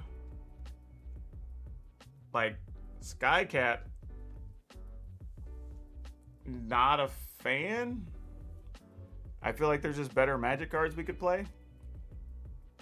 Felidar Retreat's great, obviously. Yeah, I don't, like, here's the thing. Like, let's go back, because I played a landfall list. Was it last week? Man, did I delete that one? No, no, it was 2 weeks ago, actually. This one. And even playing it poorly, it was able to get wins, but even this was more focused, because it's like, okay, I have Scoot Swarms as another win condition. I have your Sharn that can go find extra lands. Florahedrons and Mammoths, because they themselves are lands, so I don't have to play all these things to search for lands. It increases the odds I'm going to have them just to play, right? Using Scavenging Ooze, using Lotus Cobras, like, and really ramping up, and just having like Apparitions as removal. You know, like, that's, you don't need a ton because your plan is just keep making creatures or whatever. And because you play so much land, I could get away with playing a Maria's Call. Like, but again, this is the difference. Like, this list is just straight focused, right? We're not goofing around with like bad cats. We're not doing whatever. This is just play the best cards, best landfall triggers, try to do it as fast as we can. You know, and then late game, if we could use Felidar's Retreats and Amaria's Call, we can win the long game if our board gets swept or whatever. Like, that to me is the difference. Whereas if we go back to what was submitted, oh, I guess at the bottom again. The concern I would have is that we have a bunch of low, and actually I don't mind the Fearless Fledgling. Actually, this card's actually fine. I'm good with it. But a lot of these others are kind of just really slow and grindy, and it's like we're playing very subpar quality creatures to hopefully get the effect of, I guess, like the Birth of Meletus or Chainweb Arachnir, which honestly for this list, I would just put this in the sideboard. But yeah, I think there's a way this can work, even different than what I built. But I feel like as it is now, it's not focused enough for my flavor. Like, I wouldn't, again, I think this is a case where I would change this too much from what's got here in front of me that got submitted. There's just so many cards, like the Scythe Cat, the Prowling Felidar, whatever. Like, even like Green Warden's fun and it's interesting, so I don't like hate it. Like, I would play it on Fan Friday, but like it still costs 6 and doesn't do anything by itself, so I'd probably cut at least one. Like, there's a lot of changes I would make to this. Like, I would need more consistent landfall triggers and better payoffs for them, I think, for me to really justify playing this. Otherwise, I could just see where this is going to struggle against a lot of things, because it's just, I don't know, just not tight enough. I think you have a lot of things here you're playing where you're like searching for lands and doing all these other things, and like, okay, well, I got a Skycat, but I don't even necessarily want to play a Skycat on turn 1, or I mean turn 3, because it's just a 2/1, which means it's going to die to like everything. I can't block anything with it. You know what I mean? Like, whereas if you just played a Mammoth, well, Mammoth's a 3/3 for the same 3 mana. I mean, it's 1 more green, obviously, but like, it's still 3 mana. And then it's a 5/5. Like, yeah, sure, it doesn't trample, but the reality is anything that the Mammoth wouldn't be able to punch through, this still won't be able to punch through till it gets 3 landfall triggers anyway. So you're just going to be sitting with this thing on defense forever, and the trample probably won't even come into effect. So yeah, it's the Scythe, the Territorial Scythe Cat is almost like a trap card, right? Because you read it and you're like, oh, so I get to put counters on this thing and whatever. But it really just, when you really start thinking about it, it's really a 4 or 5 mana investment to get like a 3/2 creature or a 4/3 creature. It starts to look a lot less impressive, I guess. So yeah, the concept of this deck totally can win, totally viable. Concern I would have is it needs to be cleaned up, maybe some better quality cards. Consistency would be a real issue, I think, with this. Again, concept's good. I just think just some of the card choices are not so good. And I do understand budget concerns. Don't get me wrong. But even then, I think there's better removal that are still common and uncommon and stuff you can play. I think there's still just other general choices you can play that don't necessarily require a bunch of rares and mythics. Alright, let me check the queue. We've got one left. From somebody that just goes by No. Well, No, are you still in the chat? That is the question of the hour. Or actually, not even of the hour, of the minute. Alright, let's export this to Arena. Hopefully we don't have any problems because we had some earlier. Alright, cool. Got it. Then let's see what we got here.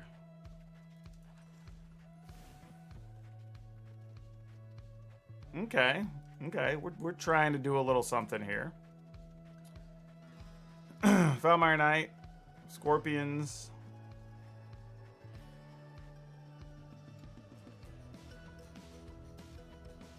Okay. Questions for No. No, first off, are you still here? That's the first thing. And then we can go from there. Because I have a lot of questions. Like, you know, I mean, is there a reason we're using Witch's Oven other than to just maybe get stuff for Gadrick? But he's going to get tokens anyway for stuff dying. We're not playing Village Rites, which seems to make a lot of sense in these types of lists. I'm not a fan of the Standard Bearer because it just almost never works the way I want it to. Subira is okay. No problem, JB. Like, Subira's fine, but just, I mean, I just feel like we're just investing a ton. Like, this is trying to do a lot. Like, you're trying to, like, you're gonna need mana up so you can use your Malakir Rebirth. You're gonna want to, or maybe leave mana up for weaponize the monsters. And then you're still gonna want to be able to kill things on your opponent's turn so you can take advantage, or have stuff die on your opponent's turn so you can take advantage of the flash with the Standard Bearer.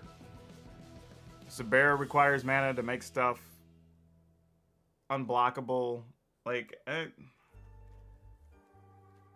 yeah, I think this is another case where, well, really, this is kind of between two spots. Like, first, this looks very similar to other decks already being submitted or already being played.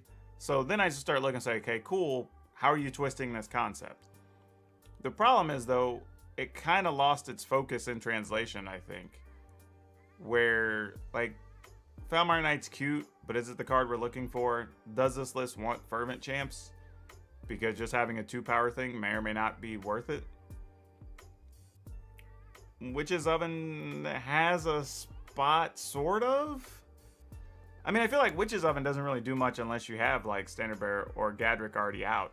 But if I'm going to do that, why not just play Village Rites, be able to get cards for it, you know, and still make a token for Gadrick, maybe?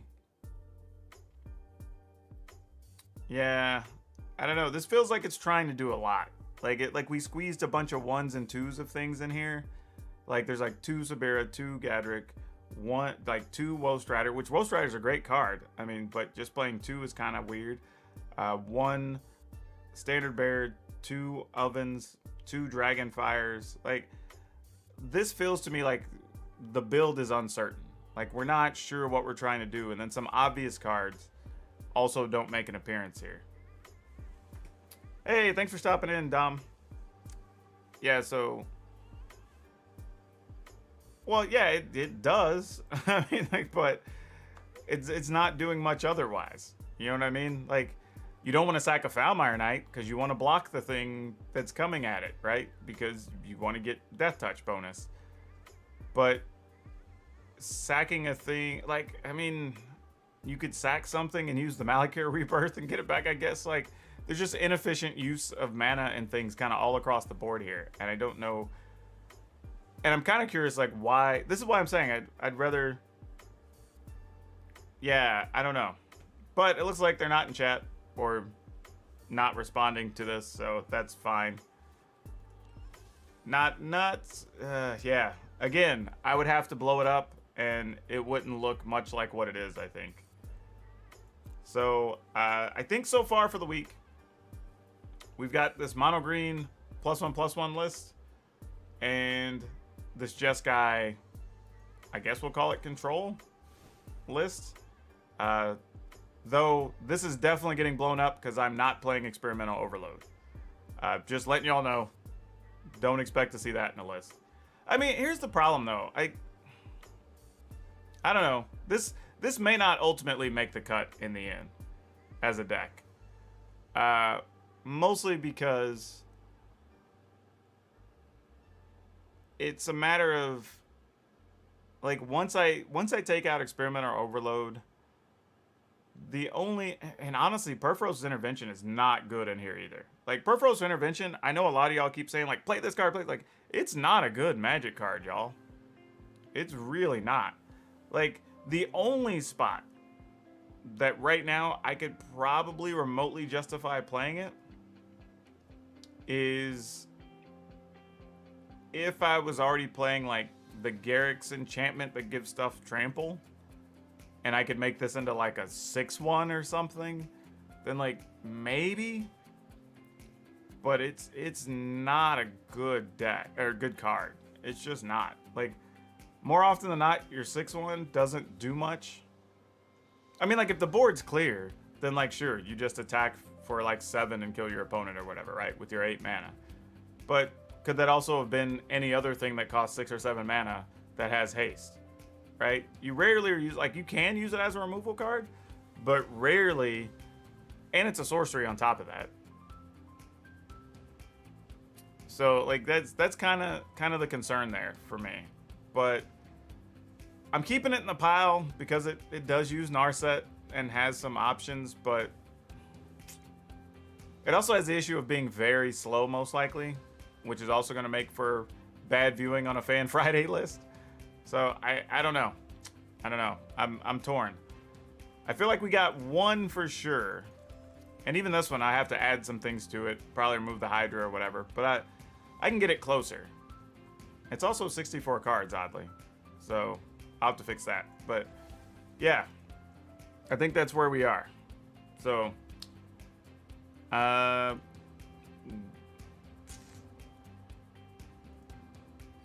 Lucius finally got their list in. Okay. This is going to be the last one. So we're going to not take any more responses after this. Thank you for that subscription there, by the way. Let's import this. Showed up at the bottom. So I wonder what that means. Or where did it show up? Where is it at the top? Did I just miss it? Oh. No? Where did it go? Let me try again. Maybe I'm just missing something obvious.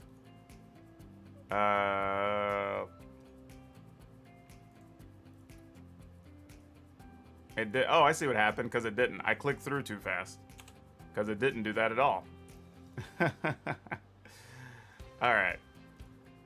Just one of those moments. All right, here we go. Jeskai Planeswalkers.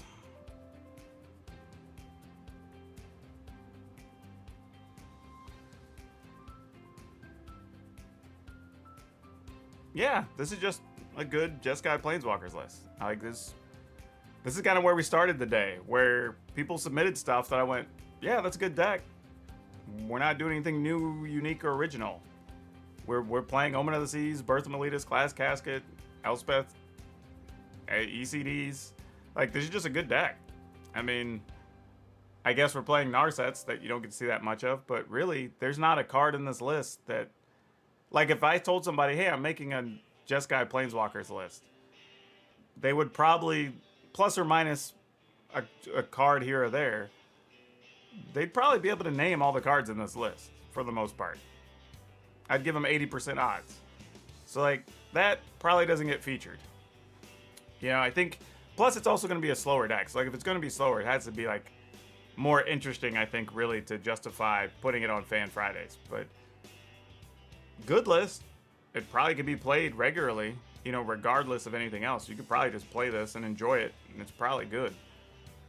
Like, every card in here, I'm like, yep, decent card, makes sense. You know, ECDs, get back your Planeswalkers, great. You know, Maria's Call for late game action, awesome. Like, all of it makes sense, but it's just a solid deck list, you know.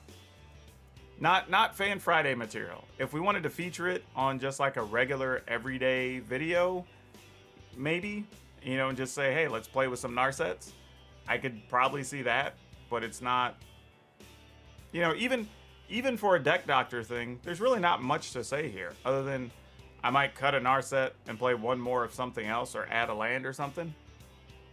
But this is just a decent deck.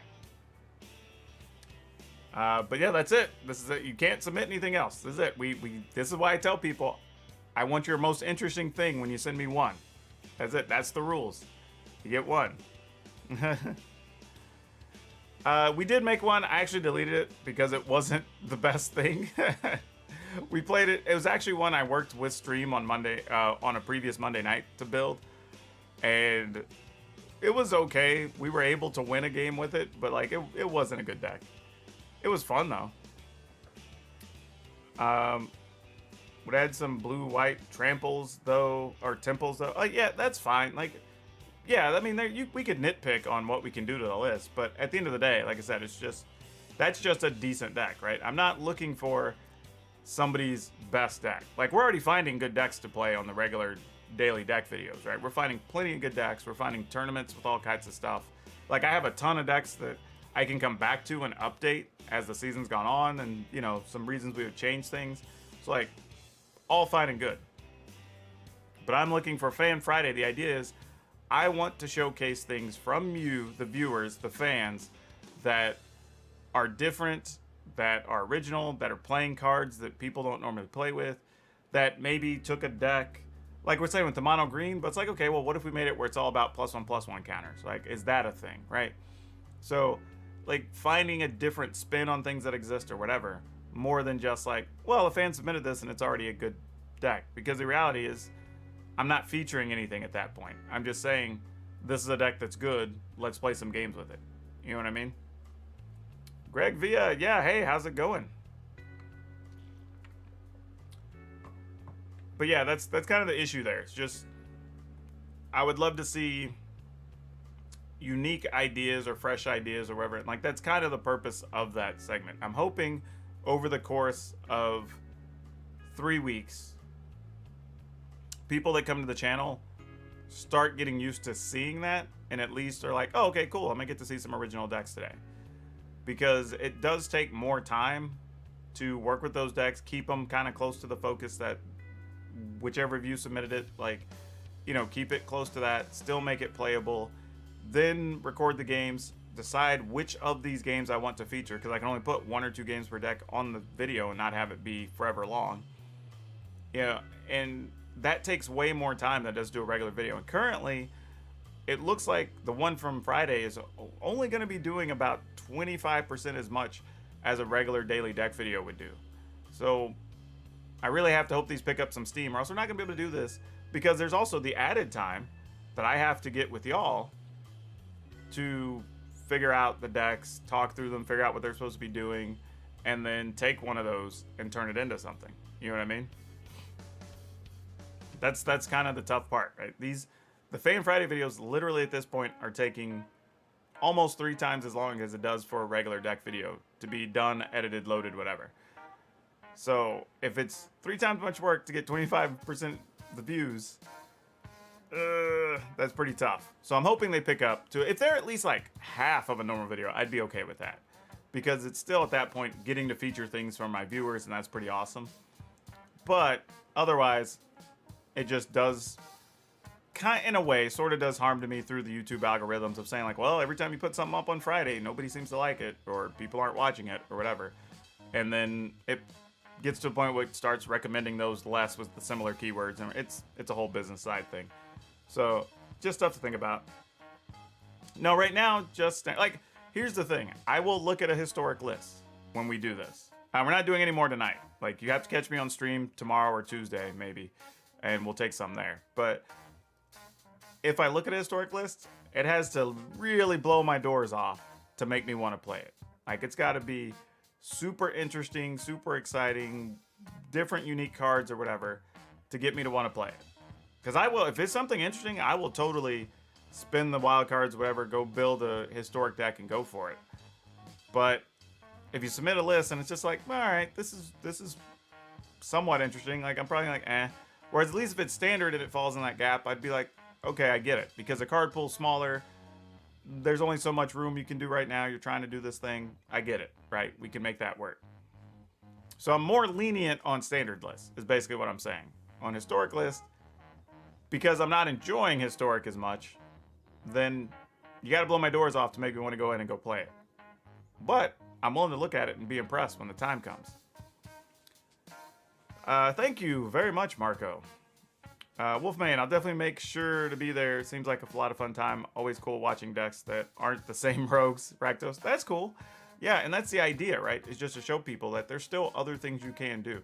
And I'm one of those people. I watched some of those videos when other people were putting up unique things, or I see stuff on different lists, because I look at those ideas and go like, oh, but what if I fix this up? Or what if I change this, right? And then it becomes somewhat playable. And I'm like, great, now I can play this and there's something I can put on the channel. So it's not always about just seeing the best list. Sometimes it's just about maybe me exposing somebody else to your idea gives that person the impetus to go do something else, right? Or just the, I don't know, just the motivation because they saw something creative and fun. But, you know, that's a whole different thing.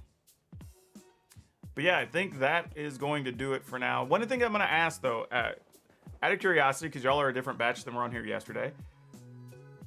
If, here's the thing, and I think I mentioned it on today's video. I had some people been asking how you can support me. So one thing, if you order anything from TCGPlayer, I have a link in the description of my videos. If you click that link and then do your ordering from there as you are on the site, I get a small kickback. Same thing for any of my Amazon links. Even if you don't buy the item that's linked, as long as you shop on Amazon, I believe it's within 24 hours after clicking on that link, as long as you leave that link open, I get a percentage of that back as well. So you don't have to even spend anything new, just money you are already gonna spend, I get a small percentage back. So that's one thing you can do. Another thing, because one of the features that's available on YouTube is you can create a membership for your channel. And I'm considering doing it, but I only want to do it in a way that I can give stuff back through that. So what I'm thinking about doing is every month giving away a couple of gift boxes of just stuff, like a bunch of different things, and sending those to 2 people, and then picking another 3 or 4 people to either get online and play paper Magic against me in some format, or maybe get everybody together and play a bigger commander game, or even just do a private lesson. You want, hey, let's look at your deck. I'll watch you play Arena, coach you through some things for like an hour or whatever, and just draw 5 or 6 winners every month out of that pool of people and offer something that way. But it's a thing I'm thinking about. I'll do it if everybody finds it interesting. It sounded like yesterday's group was pretty into the idea, so I could set that up and at least try it. Also, when we do live streams, you know, there's the super chats or whatever. Those are available now. But just putting that out there. I'm not saying I expect any of you to do any of these things, but for people who've asked, it's like I'm just putting this out there. Like, hey, here are ways you can support me that are cheap or basically next to free that I just have available. And of course, we have the merchandise stuff as well. Let's see. Thank you. First stream, I've caught of yours. I'm sure you've already repeated it. Quick reminder of the days and times. There are no set days and times for the YouTube streams. Y'all get YouTube videos every single day, so you get what's like, not to sound rude, but like y'all literally get a ton of my time every week already. So the YouTube streams are just kind of as it's convenient, or my schedule opens, or I have something to share. You know, like at some point once a week right now while we're doing the Fan Fridays, there will be one just to get decks for Fan Friday. You know, the one we did yesterday, I had gone out, got some Commander Legends, so we opened up a Commander Legend box. Which, speaking of, tomorrow on stream on Twitch, which I do Twitch regularly, Monday, Tuesdays, Thursdays, 9 p.m. to midnight Pacific time. We will be opening a regular booster box of Commander Legends. Matter of fact, it's this one sitting right over here that I'll be opening. So if you want to check that out, come by tomorrow at 9 p.m. Pacific over on Twitch. The link is also in the description if you want to check that out. We'll be opening that box up. What else is there, man? Just so much stuff. I feel like I'm doing so many things these days. If you haven't checked it out, search Supreme Verdict at UMG, Uncle Mary George. That's is a new program I'm part of. It's a web show where we talk about Magic every day as well. So also thank you for that subscription there.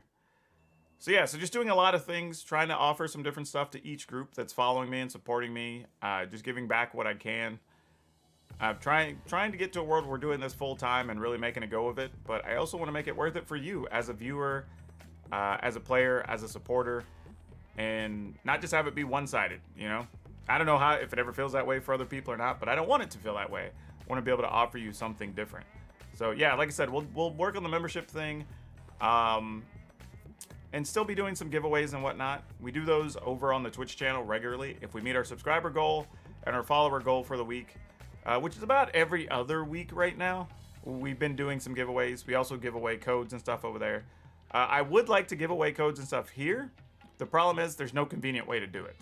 I was able to do it with people like going and hitting up the Discord and sending me a message, but like that was very cumbersome. Whereas on Twitch, I can just do it live and just send a bunch of private messages kind of in succession and send everybody stuff. So I'm trying to figure out different things I could offer here on YouTube, since I can't do that here, since some YouTubers don't use Twitch. You know, I want to be able to give people similar options kind of within the platform that they use, because I don't want to... Oh, actually, dang it, clicked the wrong thing here. Yeah, this is my setup over on Twitch, by the way. Doesn't mean anything here on YouTube. But yeah, I want to at least offer some different things to people. And obviously, as you can see, I've been working on my setup. This shelf over here is eventually going to become my full backdrop for filming some of my YouTube stuff as well. So I'm working on filling that out, making it look nice. So there's going to be a lot of things that are coming and changing over the channel in the next few, I say weeks. It could be up to 2 months, you know, as things come together. I have some purchases I want to make.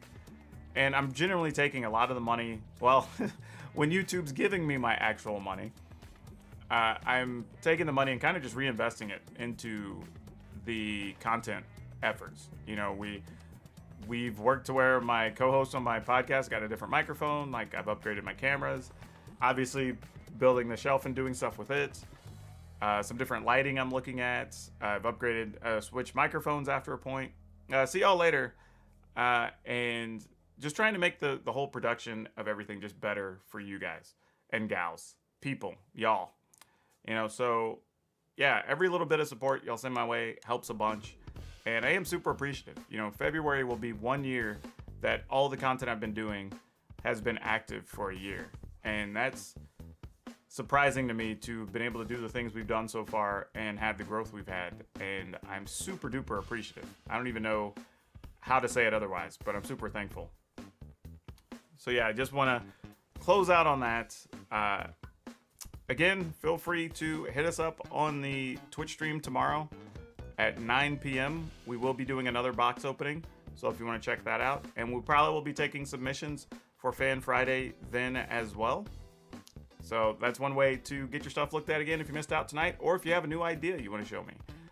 As usual, I want to say, though, wherever you're watching, whenever you're watching, good morning, good afternoon, good evening, and good night. And please, please, pretty please, even if you think it's dumb and you don't believe in it, whatever, please do it for me and the rest of us. Wear your mask, wash your hands, stay away from other humans for the next few weeks while everybody's on lockdown, so we can get back to gaming and gathering and playing Magic the way we want to.